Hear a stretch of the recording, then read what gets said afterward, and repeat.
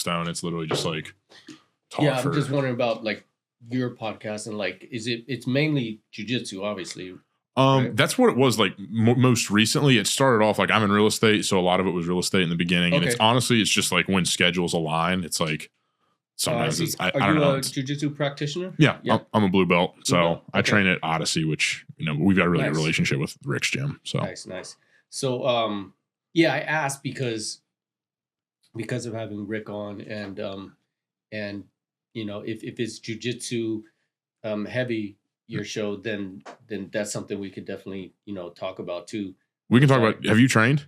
Well, I never like took classes, but I've been rolling since like 95. Oh shit. Okay. But breaking is my thing. Yeah, I gotcha. But at the same time I was doing breaking, I was watching jiu-jitsu and UFC and Hickson and all those guys. Shit. Okay. Sweet. Yeah, so, and I'm actually doing a documentary called Break Jitsu.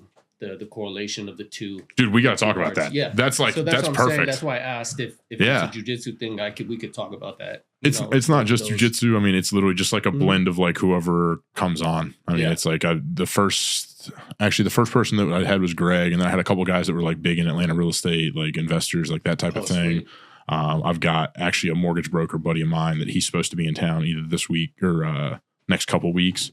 He's going to come on. There's literally no like. Okay. Yeah. So I'm just letting you know that if that could be a talking point. Yeah. No, dude. Literally, that's like perfect. Like anything you can think of that, like I mean, at the end of the day, like I only know so much from like looking through your stuff. Mm-hmm. Like anything that you like want to talk about, feel compelled to talk about, like it's literally just like shooting shit for a couple hours. Awesome. And how long? How long you usually go? I book them for 2 just in case like there's traffic or whatever. But most of the time it's like an hour and a half. Okay. Yeah, but if you've got to bounce, like this is all on your time. Like if you've like got a hard stop or something like that, just let me know. I could probably do an hour. Okay, yeah, that's perfect. Okay. And this is the whole things are up on YouTube. Mm-hmm. Okay. Yeah, I put the long form on YouTube, and then I just like chop all the clips and stuff, just because like I get way more exposure on the clips. The quality's good, man. Thank you.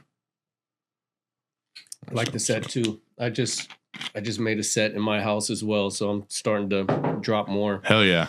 I don't want to, it's not really a podcast, it's just a think tank for me. Yeah. Just talking, experiences, stories, all kinds of stuff. Dude, it's like, I don't know, there's something about when you like sit down and you're just like actually like whether or not it's with another person or yourself, and if it's with yourself, people are like, you're crazy. It's like, that's great. I get ideas that way. Yeah. Is this a good place? Yeah, I was going to say that's perfect. And then if you want to grab a little closer, the better. If you want headphones, we have headphones, whichever. Yeah, it's up to you. Feel free to move it at any point in time. Okay. But the closer you speak to it, the better it's going to be. You guys' audio is good. Just try to match the energy of each other. Is the headphones right here? Oh, yes, sir. All right, let's test them. Are you from Atlanta, or where are you from initially? I'm from California. LA or? Yeah. Oh, that's right. I lived in LA for 18 years, but I'm from Northern California. Okay. From Modesto. Okay. I don't know if you ever heard of that. Like, I feel like I had. Where the Diaz brothers are from, the 209. Yeah. Okay. I was gonna say I had a buddy of mine that lived up there. He was in San Jose for a while, but that's not super close, is it? Yeah, it is. Oh, okay, yeah. Cool. We would drive to San Jose like every weekend for jams and events and stuff like that. So, right, Modesto is like Central Valley, and then you have San Francisco, which is like an hour and 15, and San Jose is also like an hour and 15. Okay. So Sacramento too, right there. It's all right there. Bay Area. I was about to say, they don't get hit with wildfires that far north, do they? No, not really. That's LA, man. They're getting fucked up right now. Dude, I've been like following shit on Twitter where it's just like the most like dystopian looking shit everywhere. It's just like blocks and blocks of houses just like burned through. And I'm like, that is horrifying. Yeah, it's crazy. It's crazy, man. And I've seen that a lot. And that was another reason why I had to go. When were you in LA from? From 98 till right before the pandemic, 2020. What made you move? I moved like at the perfect time. Yeah, for real. Yeah. What made you bounce out? A lot of reasons, man. Change. Just I did everything that I wanted to do in LA. Kind of checked off all the boxes, and then the cost of living there, and just I can do what I'm doing from anywhere in the world. I don't need to be in LA. You know what I mean? So why not save money doing what I'm doing and make more money? Right? I was going to say, like, it looked like you've got like, I mean, obviously you've got a really big following, like in like the breakdancing space. Yeah, and for like the breaking world, yeah. And like you've got, I mean, like you said, you're working on a documentary, and it's like that. Okay, I can sit and work on a documentary if I'm sitting at a desk in LA or Atlanta or wherever, anywhere. And the entertainment industry in Atlanta and in LA was dying anyways. Like it's got a lot of rebuilding to do. So I already saw it, and I was like, okay, it's time to go. You know. I was going to say, is like we had so many, like being in real estate, we had so many people that moved over here from LA, like right in the immediate like aftermath of that. Like a bunch of clients I was working with are like, oh, well, we could buy an $800,000 condo in LA, or we can come to Atlanta and buy like a big $800,000 home that we can like have a family in, or like whatever. It's easy math, bro. So and to the property taxes and the income tax, and everyone's like, and it don't matter really what you do. Like everybody was leaving. You know, that's weird. Going to Texas or Atlanta, you know, Georgia. Those two spots specifically for some reason. I wonder how many people left. So many. And not just like, you know, people's companies, you know, moving their companies out of California. So that's like a bad spiral to get in. Also, like how many people have to leave before there's like a marked difference in like the city, you know, because it's like LA is always known for like just like crazy traffic, and it's like this whatever city. It's like, I wonder how many people have to bounce out of there before it's. Well, you know, you get so many people leave, but then people are always coming in too from around the world, and they end up leaving too because they can't handle it, you know, but they got to learn for themselves. So, you know, LA is always going to bring money in. Like it's always going to be like that. But, you know, it's not the same LA that I came up in at all. Like, you know, and California for that matter, you know. How old were you when you moved from Modesto to LA? 17. Okay. Yeah. Did you move for breaking? Yeah, for the entertainment industry. Okay. Yeah, for Hollywood, doing all that stuff. Yeah, before that, I was already like winning world championships like at 15, 16. And so that was the next step, you know, to get into Hollywood. If you're winning world championships like 15 or 16, like how old do you start at? I started at like 12, 13. That's nuts. There. Yeah. That's like such a compressed time frame to go from like, oh, I think I'll try breakdancing to like, oh, damn, I'm really, really, really good at this. Yeah, but I was also obsessive and trained like 4 times longer and harder than your average breaker. You know what I mean? So that's how I got good quick. And, you know, just having a creative mind and stuff. That brings me to something I wanted to like ask you about. What does the training for breakdancing look like? Oh, well, there's so many different avenues, and you know, it all depends on the person. Like the type of person I am, I like to be well-rounded and creative, so I don't stick to one element. I'm always like, okay, I'm going to train top rock, which is like dancing on top, for 30 minutes, maybe a warm-up, you know, but I'm creating at the same time while I'm doing that. And then I'll bring it down to the floor to like footwork, which is all the footwork patterns, you know, that we do, like 6-step, 3-step, all these fundamental moves, but it expands into whatever you want. You know, once you become, you know, proficient at dismantling the fundamentals and putting it back together in your own ways, it's endless. So footwork, I'll practice footwork for 30 minutes. And then, you know, there's other elements like threads, sweeps, freezes, power moves, the spinning on the head, spinning on one hand, air flares, like all the dynamic blow up moves. There's tricks. I mean, that's the thing about breaking. It's endless. It has no ceiling. So if you want to be one of the best, you got to train all these things. If you want to like win the biggest competitions and stuff like that, right? Because all the best are well-rounded. So you got to train all this stuff, but also, you know, always yoga helps with stretching, stuff like that, strength and conditioning. But breaking encompasses pretty much everything all in one. So you don't have to really lift weights that much because you're lifting your body up. If you're a powerful type of person in breaking, you're already throwing your body around. So it's like calisthenics on steroids. Yeah. And you're building that flexible muscle, that functional muscle is different. It's long, you know, rather than a barbell that keeps you like tight, like you're like the bar, you know, you're stiff. So I do work out too with weights, but light, you know, more reps, lightweight and stuff like that. So, I was going to say, that seems like something where if like, obviously it's my impression from the outside looking in is that there would be like a certain body type or like a certain body composition that would be more beneficial to a breakdancer. And like, you don't see anyone that looks like they're going to go onto a Mr. Olympia stage breakdancing. Nah, Nah. Yeah. It's more of the thinner frame. I mean, you do see some thick people, but they're still flexible with their muscle. But yeah, just no real big dudes or females really. You're too tight like that. You're not going to be able to move and be comfortable having such a big frame like that. So usually, the top competitors in the world in breaking are, got a thinner frame, but ripped, right? I was going to say, it's like you're absolutely diced because it's like you're carrying your own body weight around. At least all the videos I've ever seen of people breakdancing, it's like statically holding your body in place or supporting your entire body on your hand. Yeah. Like, and it's a trip to see like the difference in strengths, right? Take a bodybuilder strength. They're strong as hell, right? You can say it. But, okay, cool. I was wondering. They're don't. strong as fuck, right? But ask them to do a handstand. You know what I mean? They can't do it, right? Shit, ask them to scratch their own back. Exactly, right? So, or little things like this. So it's a different type of strength. Like we can hold our balance on one arm, our whole body for, some people do it for a minute or longer. You know what I'm saying? Hop on one hand. That's one of the moves that I popularized in breaking is the one hand hop.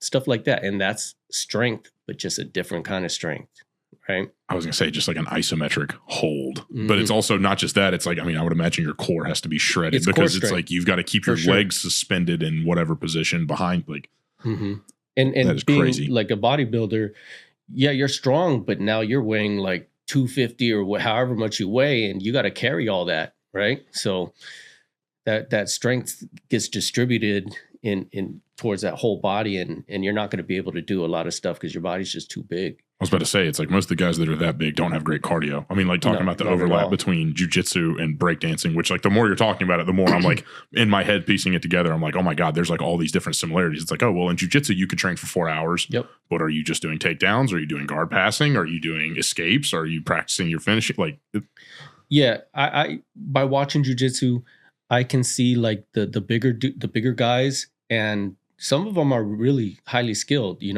but maybe the attacks are more mellow and there's a lot of like resting, right? It's a slower pace, I would say, right? Because they don't want to get tired and they don't want to, lose their energy too quick and get tapped, right? As opposed to somebody, okay, so that's your game, right? So, a thinner frame guy can just like full speed ahead all the time, nonstop, always going for submissions, boom, boom. But you didn't get that, on to the next, until the opponent it's overwhelming. They can just chain stuff. It's like anytime I'll train with a smaller guy, like number one, I'm like, okay, get a hold of them. Like get a hold of them and restrict their ability to move, particularly laterally. Because like we've got guys in the gym that are like 150 pounds, but you blink and they're like halfway to your back and you're like, where have I gone wrong? So quick. And it's like, they're just like by you because they can move that much quicker.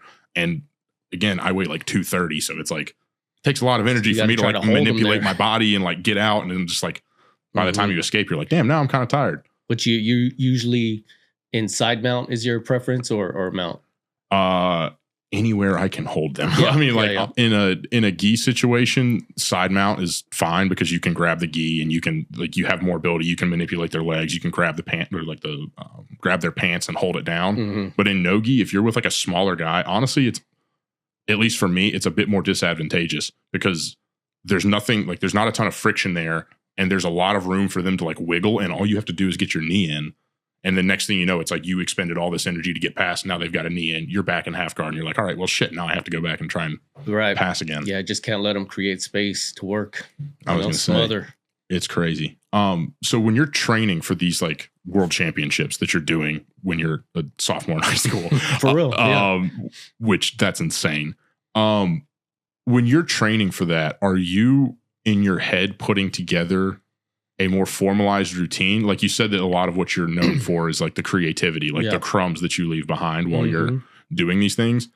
Is it like an NBA play where you're like, we've got a rough idea of how we're going to do this? Or is it like an NFL play where it's like everyone knows exactly what they're doing? Or is it like completely freestyle? Like how is that structured? The beautiful thing about our art form, our dance, is that it's everything all in one. So everything you just said is correct. all in one. Okay. Right. What I do have signature moves, like we call them blow ups, Okay. that for sure I'm going to do at the right time when the music dictates it, because we're dancing. You know what I mean? So it's not like you can't come with a complete set and expect it to work with the music that the DJ plays. You know what I mean? So you have to ride the beat and it will just happen at the right times. You know? So you're not even picking the music? Never.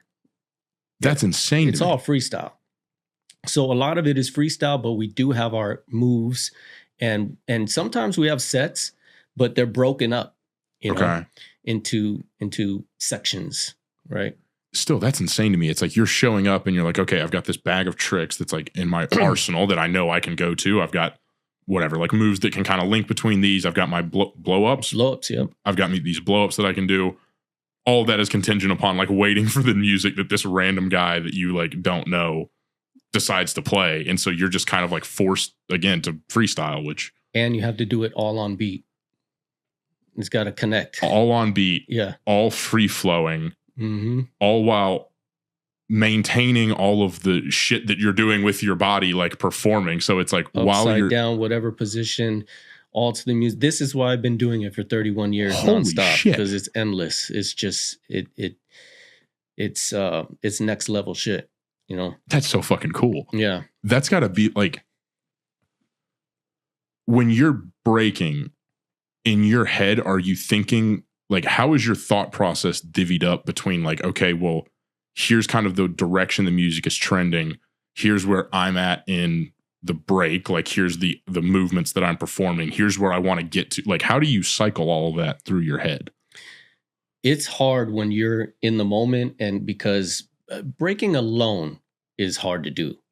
Now add all these other elements with the DJ and the beat and writing the music and listening and, you know, and you're battling somebody, so they might be talking shit to you. You know what I mean? Trying to get in your head. There's all these elements. The crowd, they could be cheering, booing.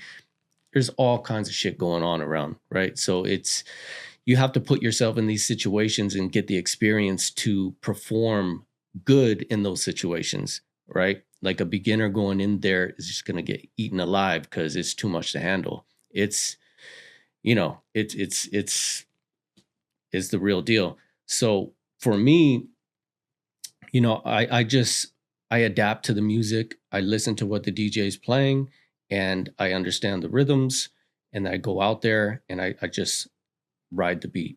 And then, you know, beats usually have sections. Music, they have sections. So one section could start off like pretty mellow. So I'm going to be a little mellow, but I can still do hard moves. But my approach is like, okay, I'm waiting for that break, right? Because it's going to hit.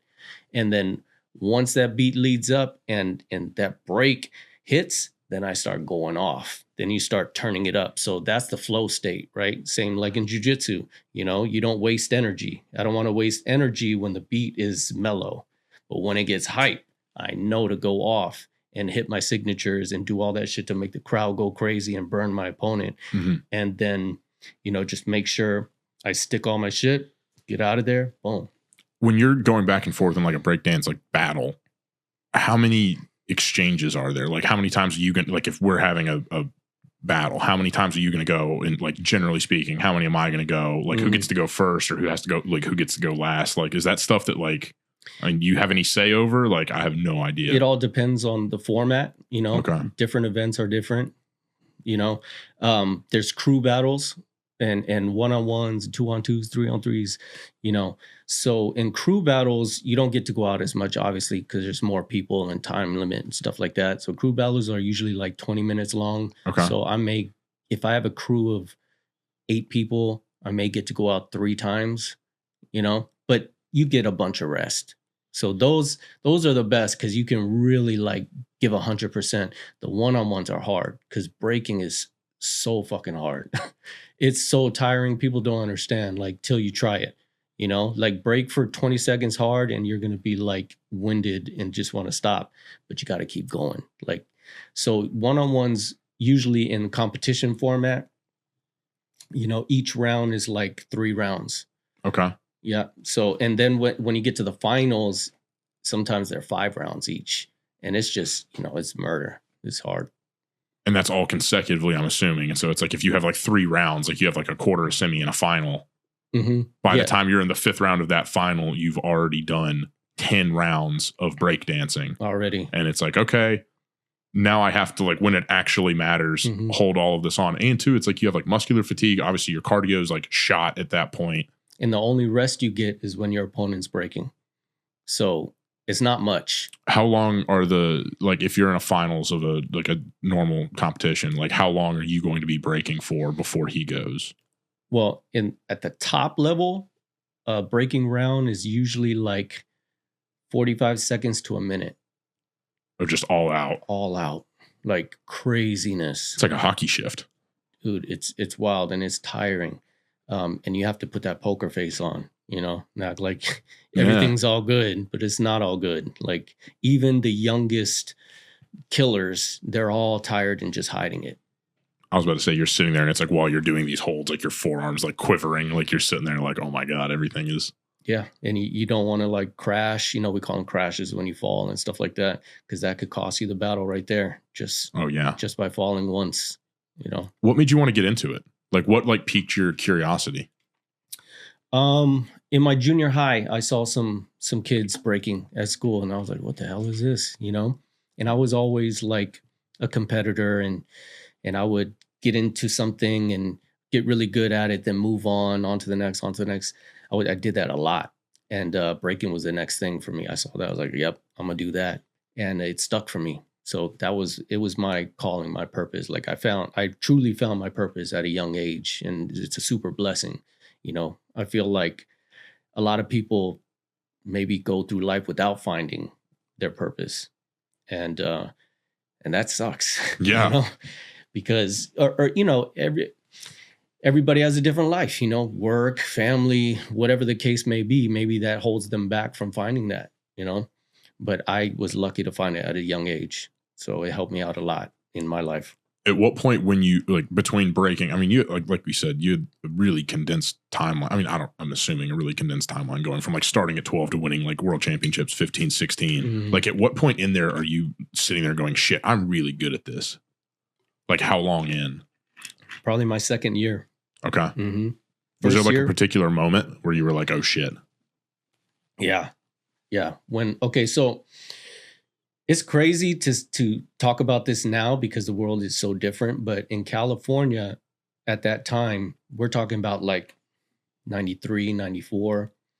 There were no white breakers that were good, So me coming to like a hip hop event at the time, I would like stick out like a sore thumb, and then we have Cyphers, like these circles where we go in and exchange and battles happen there. Those are like raw battles, not competition. This is like the club shit, the real shit, and, we create these Cyphers at events and you go in and people are just going in whenever they feel the music and, exchanges. And it's a positive thing, but it can also turn into like some real raw battle type shit and get heated. Yeah. So whenever I would hit these Cyphers back then, like I could see like people looking at me like I'm a joke already, because token white guy coming in trying to dance, but I used it to my advantage, and whenever like one of the best guys I would wait for like the best guy to go in, and then I would go in and just blow it up, and everybody looked like they don't know what the hell just happened, So when I started to realize and see everybody's faces and see that I was able to do that at the highest levels in my areas, which is the Bay Area, which there's the best dancers, that's when I knew like I'm on to something, Fucking Eminem of breakdancing. Yeah, exactly. That's fucking same sick. Time, everything, man. I was thinking the exact same thing. I was like, shit, I think that's like the same exact time that Eminem was coming up. That's fucking nuts. Yeah. And of course it's different now. Like, so many, white B-boys are so good all around the world. But at that time there was only a handful. That's got to be a really strange environment to go into where it's like you are the only white dude in this entire thing, and everyone's looking at you like, what the fuck is this guy gonna do? Yeah, at first it's scary, you know. And you think about my age at the time too, like oh fuck 13, yeah, you're 14 years old. Yeah, but see, I knew like some of the best dancers that were older than me that I hung out with that were already 18, 19, and they would get me into clubs and everything. So that's how I even was able to be there. Okay, still that is I was listening to a guy that was in skateboarding talk about it, and it has like a lot of really interesting parallels to that, where it's like you have this really weird environment that it's like definitely a very niche interest, especially like getting very, very good at it. It's like I would imagine there's very few people that are like, I'm going to get really damn good at breakdancing. Yeah, it definitely was a niche thing. But then at the same time, you know, it went through its phases. Like in the early 80s when Beat Street came out, the breaking movies and Breaking 1 and Breaking 2, it was global. It was huge all around the world. You know, they had they did a showcase in the Olympics back then in the 80s. You know, the whole world was doing it at some point, and then it got played out. Okay. You know, and everybody started to diss it. And then it made its resurgence in the late 80s, early 90s. And started to become popular again, especially in the West Coast, you know, heavy. And in New York, the birthplace, breaking from the Bronx. And because a lot of people in Europe specifically, they kind of never stopped, you know. Okay. In the 80s, when it was played out here in America, they kept going and they took it to another level. Like some of these guys like Storm, from Battle Squad, that's his crew name. And there's a lot of other Europeans at the time that were innovating and stuff like that too. And they came to the States and showed everybody how good they were. And that helped like reignite, spark the US to pick it back up again. And here we are now, 2025, and breaking is thriving and flourishing, you know. It's crazy. You did some battles over in Japan, right? Yeah, tons. Do you know when breaking got popular in Japan?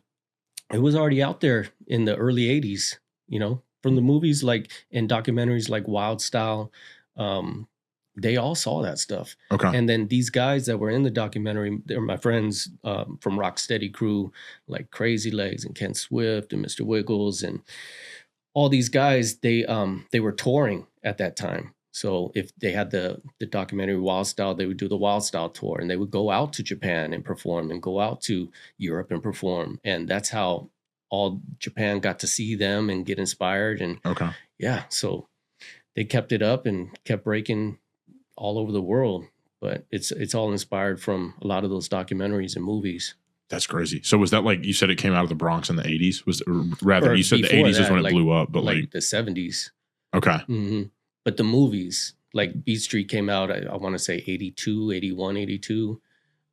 Breaking 1 and 2 around the same time in those documentaries, all around the early 80s. And that's just what propelled it to... Yeah, that's what got it out to the world. Okay. It's in the Olympics now. Yes, it was. I was about to say... Yeah. What do you have any thoughts about this? I know, like, wasn't that kind of controversial or something along those lines? Like the judging or something? The ray gun situation was definitely controversial. Okay. I mean, the media has a way of just grabbing onto something and making it a huge story, you know? I know very little about this whole thing, so forgive my ignorance, but like what? You're lucky. Okay. So like what happened with the whole thing? From someone that's in the breaking world, not like some writer for some journalistic output. Yeah. So breaking in the Olympics, I was one of the Olympic judges, not at the Olympics, but I judged all like a lot of the qualifiers leading up, because there's a whole circuit. They put them through the gauntlet. Like they had to win so many competitions because they only pick 2 people per country, like one guy and one girl, you know? So there's so many good people all around the world from every country. So I was judging all those qualifiers and stuff. And, leading up, things were good. We all wanted to see it go to the Olympics, and it was kind of like, it was untouched territory. We never seen it. It's something the Olympics have never seen before. It's the first dance ever to be accepted in the Olympics. There is no other dance in the Olympics. The thing about breaking is it's not just a competition. It's dancing. It's an art form. Yeah, it's like an expression. It's not a basketball game. Mm-hmm. It's not, it's not boxing. It's an art form. So that's where it gets tricky for the general public, right? Yes, we're battling and we're trying to make it a sport, but it's not a sport. But they want to label that to get the general public to watch it, right? I understand. I get it. But long story short, I think that overall, if I had to give it a grade, I would give it a C+ with breaking in the Olympics. We got to play original music, which is huge. The breakers that competed killed it, smashed it. But of course, there's going to be things that you can clean up. It was the first time ever done, So there's stuff that you can work on to make better, which happens through progress of throwing more events and being in the Olympics longer, right? I'm sure if we looked at whatever. I mean, like ice skating. I don't know. Like ice skating's artistic in some capacity. I mean, I'm sure if we go back and looked at the first time it was in the Olympics, I bet it was a hot mess, But it got better through progression. So that's where it is. We were just in the baby stages of breaking being in the Olympics. And, that situation that happened with Ray Gun and the whole media spin and them trying to like make us look like, we're just having seizures on the floor and some bullshit. Yeah. Without even watching the competition. They're just watching highlights of this one person that didn't even make it past the prelims. And that's the story. So, it's unfortunate, but maybe it's for the better, Maybe, a lot of people think that breaking wasn't meant to be in the Olympics, Is it going to be in the Olympics again, or was it like a trial thing? Do you know? So with the Olympic, the rules or how when a new sport comes into the Olympics, it has to be accepted 2 times in a row, and then it's a staple. Okay. Right. So we got accepted into Paris, and then LA denied it, which is fucking crazy because breaking was created in the States, but our government never supported breaking anyways. They don't give a shit, so it came down to, and this is before that, 6 months before breaking went to Paris in the Olympics. So a lot of people think it's because that girl, Ray Gun. It's not because of her. It was already decided 6 months before. So it was already doomed, Oh, yeah. It was fucked from the start. We didn't have a chance. But so it came down to like breaking and a couple other sports. They had to choose. They had one more slot left in LA. I'm talking about. Do you know what they picked? They picked squash. Yeah. But apparently it's business. Apparently squash is massive, like in India, and it just makes a lot of money. So it's a business move, Yeah, and the IOC has their own interesting. Exactly. Not like the IOC is a spotless organization. Come on, man. But 2032, I think, the Olympics is in Australia. Funny enough, that girl's from Australia. It's got a chance to go back there. So if they accept it, then that's 2 times it'll be in forever. Oh, that's cool. Yeah. Okay. It could be cool, but it could be not cool too. I was about to say it could be a disaster. It depends how you look at it. I would really like to see like a breakdown. I don't watch the Olympics. I've got good for you. Gripe with the IOC. Like I think the IOC is crooked as fuck. So like I don't really.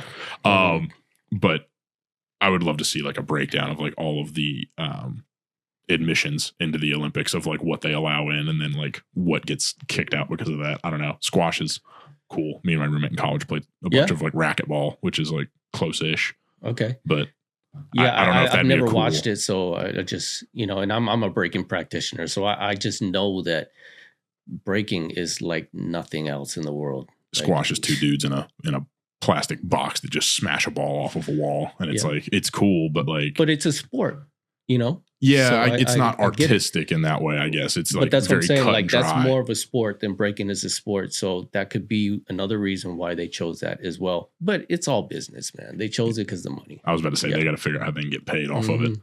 Yeah, I hadn't thought about that. Like that's got to be I would imagine they would get really, really good breaking judges. Obviously, you were involved. You said at the lower levels, but it's like that's got to be really difficult to go out and decide if this person is going to get a gold medal in the Olympics or not. But it really, like you said, it's art, and some people love modern art. Some people hate modern art. Some people love sculptures. Some people hate them. And so it's like the wrong judge watches like a fantastic performance, but it's not like what he would have done if he had the ability. So he's like, yeah, no thanks. And that's another another thing that judging is a huge thing that needs to progress, because our judging has a long way to go too, because breaking is so subjective. It's so creative. So we're judging off originality, musicality, a lot of different elements, right? So, and it's round for round and it's fast. So you got to be quick. We're there with our iPads with five criteria, like a fader, and we're judging round for round. It's nonstop. So we got to be like looking here, like kind of like doing this without even looking down, so we don't miss anything. Because 1 second it could be like a flip into a roll back, one arm freeze. Like it happens that fast, which is crucial to winning or losing that round, right? And there's no rest in between rounds for us, for the judges. Oh yeah, so it's like when one guy goes, another guy's out. When one girl goes out, another one's out. So you just got to be quick, and that takes a lot of practice. On top of being a good practitioner yourself, for me, I only think the judges that should be up there should be world champions that have been through the fire, that know exactly what it is. But that's not the case. They kind of just, if you pass a test and pay the money, you could be up there. That seems so backwards. It's insane, right? That's like saying you're going to let someone judge an MMA fight because they passed the test. It's like, well, but you've never done any of this stuff. It's one thing to like theoretically know it. It's another thing to actually know it in practice. Yeah. But they do choose like practitioners, but they're not at the level. Gotcha. A lot of them aren't. They're low level, and they've always been low level, and nothing wrong with that. But they weren't world champions. Yeah. It's a different level. So I think of myself competing as a 20-year-old, like however old these guys are in the Olympics and the girls. And if I'm in that situation, I would want to look up and see somebody like me as a judge. I'd be like, oh, I'm in good hands. Yeah. He understands. He's been through this shit at the highest levels. He's a champion. Rather than looking up and being like, who is that? I've never seen him before. Fuck is you know that what guy? I mean? Why is he? How did he? And that guy that no one even inside the breaking community that has ever heard of is the one that's going to decide if you're on the podium or not. Could be in the fucking Olympics. Could be. That's kind of nuts. So that's the cleaning up I'm talking about. Stuff like that. It's huge. Yeah. You and I I totally agree with what you were saying about it's the first iteration. Yeah. Nothing's ever perfect the first time. Like that's the reason why there's very few people that are at the top, is because you have to keep doing the thing and iterating off of it and cleaning this up, cleaning that up. And that's how you go from like an idea to a world champion. You can't expect that the actual sport itself is going to go from like a test in the Olympics to a widely watched event without giving it like a little bit of breathing room. Yeah. And that's why I say the first time, considering all the factors, it went really well. But you have to watch it to see that. Right. And people don't have the attention span they're just going to look on social media and see whatever things that are being posted by the media sources, and all that we're posting was bullshit. I was going to say the only thing that they knew that was getting views, clicks, likes, whatever, shares was this 15-second clip of this. I mean, again, I don't know any of the stuff. Like I remember vaguely seeing like tweets about it that were just, like you said, like wildly dismissive because you screenshot one particular portion of it. You're like, oh, can you believe this is an Olympic sport? Yeah. So they start making a mockery of it. Yeah. Right. But they're not showing the real practitioners that were competing. If they put one clip of anybody that was in the top 8 that made it to the top 8, they'd be like, holy shit, like how can humans do this? But they don't show any of that. People do the same thing with other sports. It's like you always like, if you go to like a bar and you watch an MMA fight, there's always like some guy that's got like a beer gut that's never trained anything, never touched a weight, can't walk 10,000 steps in a day. And he's like, well, I would just stand up if that guy tried to hold me down. It's like, oh, would you? Oh, you would? Okay, lay down, try and stand up. I'm not even good and I'll hold you down. That's the world we're living in, man. Everyone's a critic. Yeah, everybody's a critic. Everybody knows what's going on. Everyone's an expert in their own head. Yeah. So the world championship, level of breaking, how did that get set up to where there started to be like more formalized competitions where people are actually going out like winning titles for breaking? Yeah. So the world championships started probably like the big ones. There was some in the 80s, but it was like very rare. Mm-hmm. It really started like more started happening in the 90s. Okay. Yeah. So we had this event. It was like our Super Bowl, you would say, called Battle of the Year. Mm-hmm. And it was in Germany. Now it goes to different countries every year. And, they're still doing it. But that was like the biggest world championship to win. And that was around, I think the first one was in 90 or 91. Okay. And it's still going on today. So, long running. As for us, me and my crew is Style Elements. Okay. And we came up with the crew name in 93. Okay. And we're known for, I'm going to put it in like jiu-jitsu terms, right? Yeah. Okay. So fundamental jiu-jitsu, you have the gi. Mm-hmm. You know what I'm saying? That's like 80s breaking. Okay. Right? When we came in, it was like no gi. Okay. We started bringing in all kinds of new moves, transitions, flows that were unlocked, just like how things get unlocked when you take the gi off, right? Because now you have nothing to hold on to and you can transition quicker or more creative, maybe. I don't want to speak wrong about it, but it just opened a lot of new pathways. That's what we did with breaking. So we kind of like created this future foundation that all the practitioners around the world are doing now. My crew had a big hand in making that happen, along with other creative crews in the 90s as well. But we're known as one of the most innovative breaking crews of all time. So, it's like 80s no gi, 80s gi, 90s no gi. So, things just evolved like quick. And so with the competition, when the competition started getting bigger, we were already ahead of the game. Of course, there were crews that were like, we watched them. We're like, okay, we're going to have to battle them. So we got to get ready. So that's how we created all this stuff. We didn't have much to watch. There wasn't YouTube at the time. So we had to create, so, and it was a great thing for us. So when it was our turn, we won championships in California. We started making a big name in our area, and those videos circulated around the world, got to these promoters like Battle of the Year promoter and all them.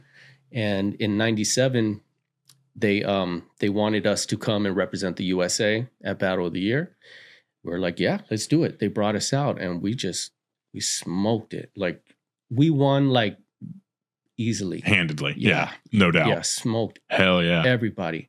And that day, everything changed in breaking. Hell yeah. Yeah. Like a whole new way of breaking. When you guys are like getting ready for this, and we were the first U.S. crew to ever win Battle of the Year. Was it Europeans that were winning it prior, or? Yeah. Okay. Because it was majority out there, right? Yeah. When you guys are getting ready for that, like amongst yourselves, are you like, we are about to fucking tear this thing up? Like, did y'all kind of have a feeling going out there? Of course. Yeah, we knew we were going to win. We came to win. But we also knew that the crews that we watched previous years, like Battle Squad, Enemy Squad, I know you don't know these names, but these crews are like really fucking good and we're dominating. We're like, we're gonna have to go against one of these top crews and do what we do. Let the chips fall where they may. And so that's how we prepared, just knowing that we're gonna have to battle some of the best. Unfortunately, the crews that won previously, they didn't compete. Okay. That the year we went, but it didn't matter. Mm-hmm. It was about the impact we made, and the kind of changing of the guard and breaking. When you're talking about the innovation side of it, is that something where it's like you're saying like unlocked? Is that just something where it's like I mean, you're just testing around things like while you're training, like just seeing like what you can get away with, like what's possible. And you're like, okay, well, I'm falling when I try, like, or crashing or whatever you want, like whatever particular like misstep you're having happen, like along the way, it's like, okay, I can hit that like 1 out of every like 100 times. Like, and then it's just like trying to refine that to where you can hit it consistently. And then, I mean, just continually just basically the limitation your body.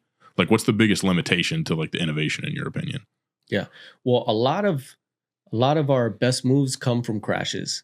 Okay. Right. So, you know, when I train, I'm always filming myself so I can see, because I freestyle a lot. So I could see what's good, what to keep and what to discard. Right. And sometimes when I mess up, I'm like, that was crazy, you know? And so I'll slow it down and see, how did I do that? And then my mess up become like really dope moves. Of course, I'll clean it up to where I don't crash and I let go into something, maybe a transition, a freeze, a power move or something. Everything leads to something. It's a flow, right? So that's how a lot of original moves are created just from freestyle, trying different things. But like I said, breaking is just like it's chess, man. It's a Rubik's Cube, and there's so many different formulas. There's no right way or wrong way, and you could take it wherever you want. But it's really the flow. Like when you understand the flow, then sky's the limit, you know? What carryover or crossover do you see between breaking and jiu-jitsu, having done both? Well, there's a lot of similarities. One being the flow. The number one I would put at the top of the pyramid is the flow. The ground game, the flow is more similar than people understand. And I know this because I've been watching jiu-jitsu as long as I've been breaking. You know, I started watching MMA from UFC like everybody else, Royce Gracie. But I really got inspired from Rickson Gracie when he came out with Choke, this DVD documentary. Have you seen it? Okay, amazing, right? And that was him around 95, winning in Japan, Pride, and just smoking everybody. But it wasn't just the jiu-jitsu, it was his lifestyle, you know, him as a person, seeing how he trains and, you know, all these cool methods that he was doing. And a lot of it was very similar to breaking, right? So yeah, so I've been watching it for a long time, and there's tons of similarities. So, you know, in breaking, small things like we wear dry fits or rash guards. Okay. We've been breaking in those so we spin, so we could spin better and stuff like that, right? That makes sense. Mock necks, slippery, tight gear. The groundwork, the flow, a lot of the moves are very similar. We don't have a partner, like there's no contact. We're by ourselves, but it's the movements, it's the transitions. A lot of them are very similar. And that's what I'm going to break down. Like I'm doing a mini documentary called Break Jitsu. I might change the name. I don't know yet. Still throwing it up. But talking about the similarities and breaking down and showing a jiu-jitsu move that looks like a breaking move. And, you know, just break. I think it's a cool thing to bring both of those worlds together. You know, I think that needs to happen for a lot of jiu-jitsu guys to get into breaking, and a lot of breaking cats to get into jiu-jitsu. I think that if both sides cross-train more, they would both get way better. You know, and this is why I have friends, good friends that I used to battle that got their black belt in like 3 years. You know, that got into jiu-jitsu, like my boy, Gio, Freakazoid, 10th Planet, and his brother Boogeyman. I was going to ask about Eddie Bravo. Eddie Bravo, yeah. So they went to his school, 10th Planet, as breakers already understanding the ground game of breaking, which transitions so easily. Well, I shouldn't say easily, but it was a smooth transition into the jiu-jitsu ground game. And them having that knowledge of the breaking ground game already helped them get their black belt so fast. I was going to say, because it's like, in the way I'm thinking about it is that it would honestly be, it is more difficult to move your body through space and manipulate your body when you don't have any sort of like counter pressure. But in jiu-jitsu, you don't just have yourself to move off of. You've got a whole other person that you can like use for additional leverage or to contort yourself into and manipulate. Yeah, and you have positions. Your tricks, and you have your moves. If I pull somebody this way, then I can go into this because he's going to react like this. It's reactions, and so in that sense, that's different because we don't have that. But the flow is the main thing I'm talking about in the ground. Yeah, it's really cool. So yeah, those guys, they obsessed over jiu-jitsu, and my friend Plaster, he's good friends with Eddie Bravo. He said that these guys would come in and we're just obsessed with jiu-jitsu and would train combos, drill combos like all day long. And he said it pained him at one point to keep promoting them so fast, but they were just killing everybody in competition that they were undeniable, and a lot of that is accredited to their breaking background, hands down. I was going to say, it's like if you get really, really good at one thing, it's like, okay, well, now I have the mental framework on how to get good at things. And it's like, okay, well, I was doing 4 hours of breaking practice.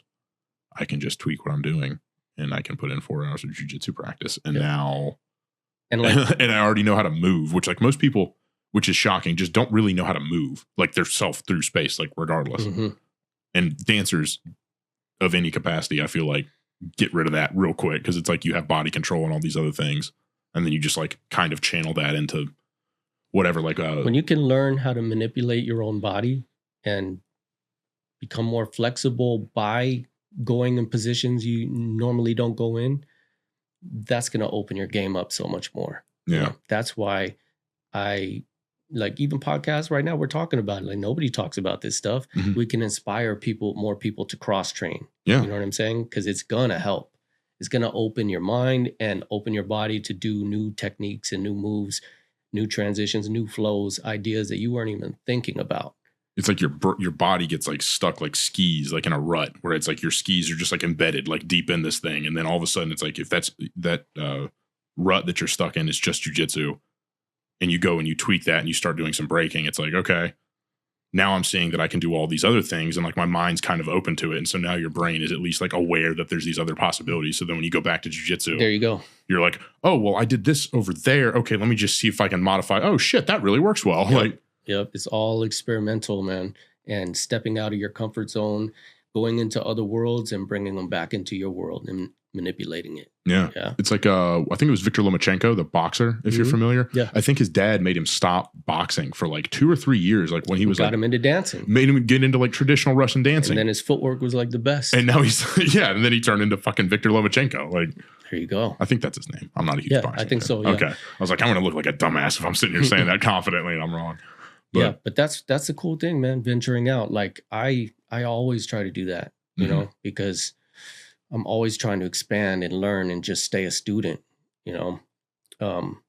always a white belt, you know, it's a good mentality. Yeah. Like always got something to learn. I'm going to grab my handy dandy list of notes here to make sure I'm not like missing something that I really wanted to touch on. Yep.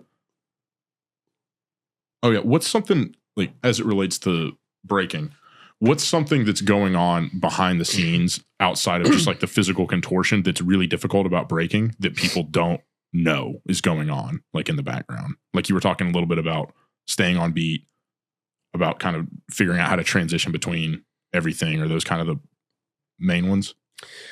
There's a lot because of how open breaking is. So there's different realms, right? And I'm one of those guys that did everything. Like I just enjoyed everything. I enjoyed ciphering, what we talked about earlier, just going in small ciphers and dancing all night long with people. And if a battle pops off, it pops off. Like I enjoy that. Like I welcome that, competition. I love competing. That's another side of breaking. That's a whole nother world, right? The entertainment industry, that's a whole nother world. Now you're talking about movies and choreographing for artists and music videos and commercials and all this stuff. Way different than than competing and ciphers, right? Okay. And then you get deeper into the breaker themselves, right? Some breakers are well-rounded like me. Some breakers just like to do footwork. They're footwork heads, right? Some breakers just like to do top rock.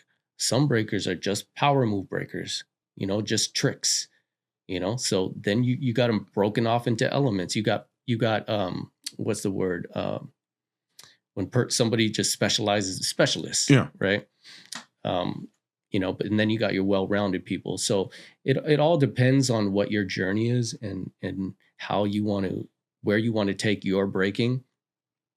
But competitively, it can be tough because there's different judges all the time, and not all the time do they judge off certain criteria. Like the old school way of judging, there are no, like how we judge leading up to the Olympics and the Olympics and all that with categories and stuff. There's none of that. Okay. They're just point left or point right, So it's all what they thought, what they prefer. So that's where the subjectiveness comes in. So depending on what type of judge you get is like kind of leads to what style you portray in the battle, to kind of please that person, which sucks. Like I never do that. I always stick to my guns, and do me all the time. But a lot of people, they feel the pressure to change to what the judges might prefer, So in that sense, it's still messy. That's so crazy to me that in something that's like, again, like there's like real consequences to like winning or losing, whatever these competitions are. It's like there's so much that is entirely random that you can't really prepare for.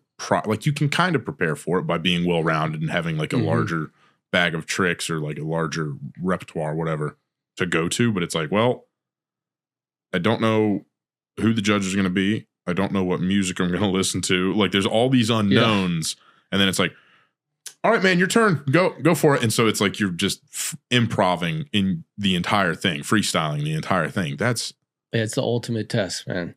And if you can do that at a high level, you're on some shit.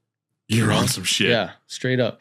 So, and there's a lot of other things to look at too. Like we have repeats, like where you're not supposed to do the same move twice in a competition.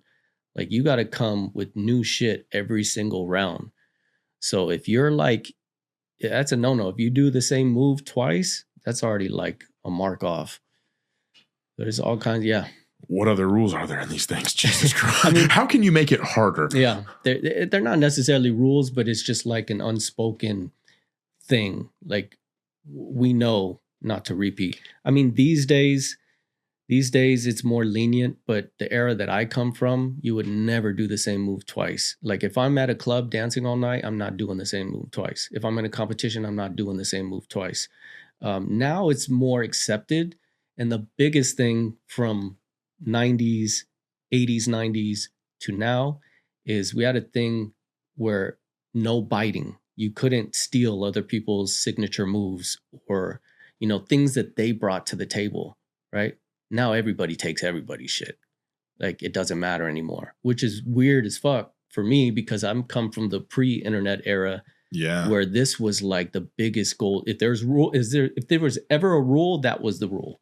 That was a golden rule. Don't bite. If we did somebody else's move back then, we could get beat up.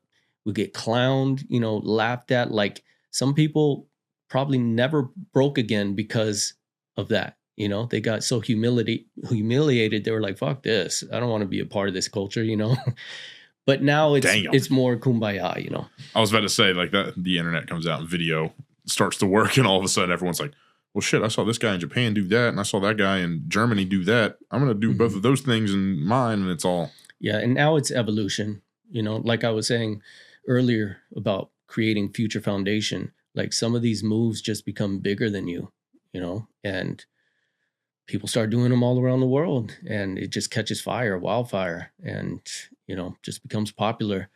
So, but that didn't happen like in the 90s. It was just kind of everyone had their shtick of like, well, these all guys about do that. Being original, what do you bring into the table?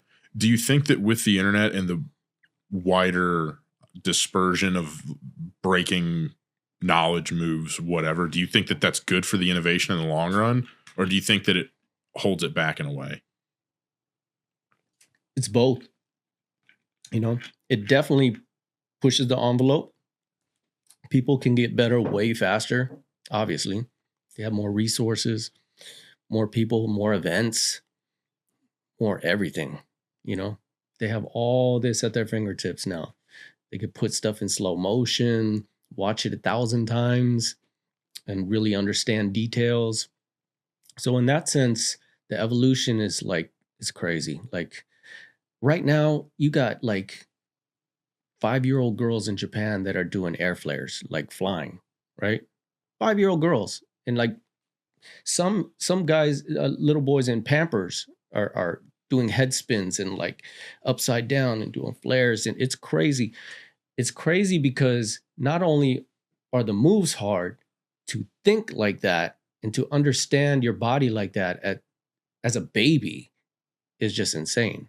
You know, it's intelligence, right? To have that spatial awareness, 100%. Yeah. And just to understand how to unlock those kind of moves, right? So we're headed in a crazy direction. Like in the next 10 years, breaking is going to be, it's already crazy, but it's going to be on a whole nother level. So in those senses, it's good. The negative is less originality. Yeah.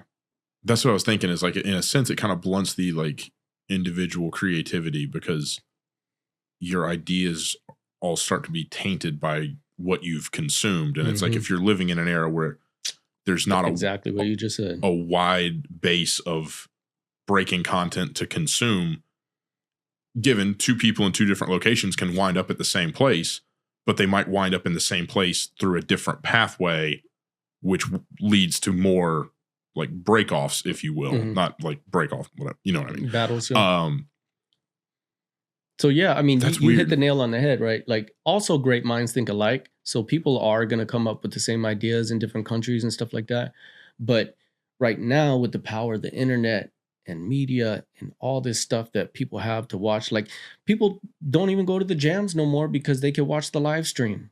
Yeah. You know, so it kills the feeling like of wanting to be there, you know. But if you're a real like artist, you'll want to be there still, you know, and live it, not watch it through a screen and feel it. Yeah. But a lot of people don't. They would rather sit home and be introverted, and nothing wrong with that, and just watch it on their computer and whatnot, because they do have that now, the live stream.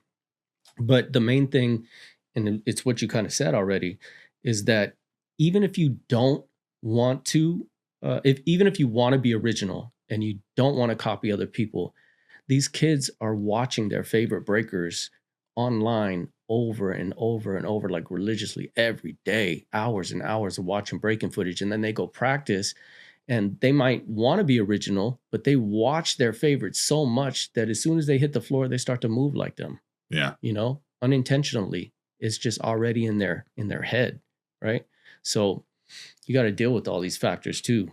I've heard the same thing in comedy, where a lot of comics are like, I can't watch other people's comedy because then when I go on stage, there's like a part of me that's trying to speak or use inflection or tonality like these other comics. They start stealing styles and jokes without even wanting to. Exactly. It's like, and now you have this thought that's 100% unique in your head, but really it's 10% unique, and 90% of it is like a conglomeration of these other comics and bits that you've seen. Yeah. Like, and so that's why I have a limit on social media, you know. Oh, that's smart. Like I don't really like watching breaking on the screen. I love watching it live. Okay. So I'm not that guy that's going to be watching breaking all day at home at all. Like if it's something big, I'll watch it once, like, you know, live if I'm not there. But other than that, I'm not watching people like on the end. I live it, you know. So I keep it like that. When do you think kids started getting into breaking, like around the turn of the internet or dawn of the internet? Oh, kids have always been into breaking. Okay. Even before the internet. So, but as far as like from birth, yeah, I meant like this young was like kids. 90s. Yeah, okay. Because their dads were B-boys or their mom was a B-girl. You know what I mean? So they were raised into the culture. Kids like that, I would say 90s, yeah, from birth. So when I started, 12 years old was considered a young age. Now they're breaking out the womb. Yeah. Right? It's insane. So that's why these kids are so fucking good, man. I was going to say, it's like there's something about like the neuroplasticity of kids. Like I was talking to one of the kids instructors at Odyssey, and he was like, it's so funny because these kids, like I'll give them concepts of like, well, here's some things that you need to be looking out for. Like when you're getting to whatever, a side mount, like you need to be keeping this and that and the other. And he's like, and they'll just take those same concepts and like in their own head, like create another, like whatever that is, like whether that's a sweep or whatever, but that's already like a well-established jiu-jitsu like move that's like taught in classes. The kids never learned it, but the kids like neuroplasticity is able to just like piece them like the moves together or the concepts together and be like, well, I bet if I just did it that way in this context, I could get like a similar result. And then they'll just do it. And Campbell was like, I will sit there and watch these kids go through a sweep to pass sequence. And I'm like, I've never taught that kid any of that shit. It's beautiful. Yeah. It's the same thing with watching kids break, like that's cool. Babies and stuff rolling around. Still hella like their flexibility is on another level. Made of rubber. So they do some crazy flows and combos, and I'm just like, I get ideas from them too. But yeah, it's totally true. Yeah, just let them freestyle, man. I mean, give them some fundamentals and just let them go.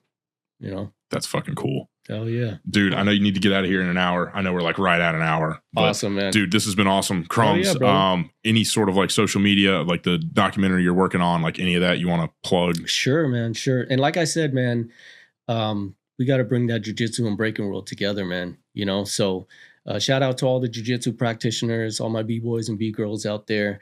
You know, if you could get a hold of me, you could watch some of my content on my YouTube channel, youtube.com/bboycrumbs, BBOYCRUMBS. That's also the same on my Instagram, bboycrumbs. I also have my academy. I have a academy, a breaking academy out here in Atlanta. Yeah. So I teach, you know, all the time. Anybody ever want to drop by the academy, come on through. It's 6-Step Academy. And you can get the address and all the info, class times and all that at 6stepacademy.com. So yeah, that's it, man. I'm out here in Georgia now, just building, you know. We're going to build that breaking community huge over here too and get these kids global. Fuck yeah, dude. This is awesome. I really appreciate the time, man. Yeah, man. Appreciate you, brother. Thank you for coming out, man. Yes, and shout out for Rick for putting us in contact. Yeah, Rick James. Rick? Yes, sir. All right, brother.